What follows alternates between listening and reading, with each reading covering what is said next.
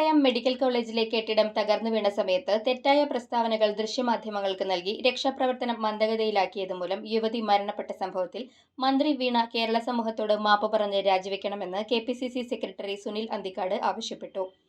ആരോഗ്യരംഗത്ത് ലോകത്തിന് മാതൃകയെന്ന് PR വർക്കിലൂടെ പ്രചരിപ്പിക്കുന്ന മന്ത്രി ആയിരക്കണക്കിന് സാധാരണക്കാർക്ക് ശസ്ത്രക്രിയ പോലും സമയത്തിന് നടത്തിക്കൊടുക്കാനാവാത്ത സംവിധാനമാക്കി മെഡിക്കൽ കോളേജുകളെ മാറ്റിയെന്നും സുനിൽ ആരോപിച്ചു.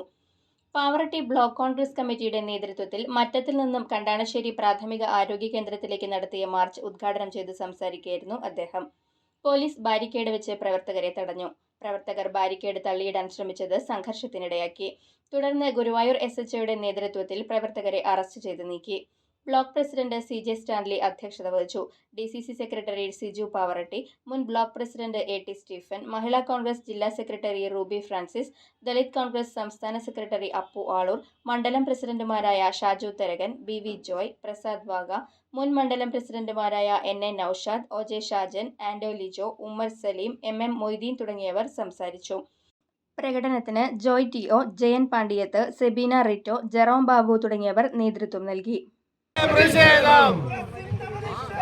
കോൺഗ്രസിന്റെ പ്രതിഷേധം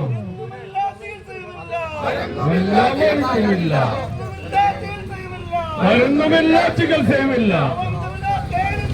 പാവം ജനത കേഴുന്നു, പാവം ജനത കേഴുന്നു. ജയ് ജയ് ജയ് നാഷണൽ കോൺഗ്രസ്. ആരോഗ്യരംഗം തകർത്തെറിഞ്ഞ, ആരോഗ്യരംഗം തകർത്തെറിഞ്ഞ നാണം കെട്ടൊരു വീണ ജോർജ്, നാണം കെട്ടൊരു വീണ ജോർജ്, നാണം കെട്ടൊരു പിണറായി, നിങ്ങൾക്കെതിരെ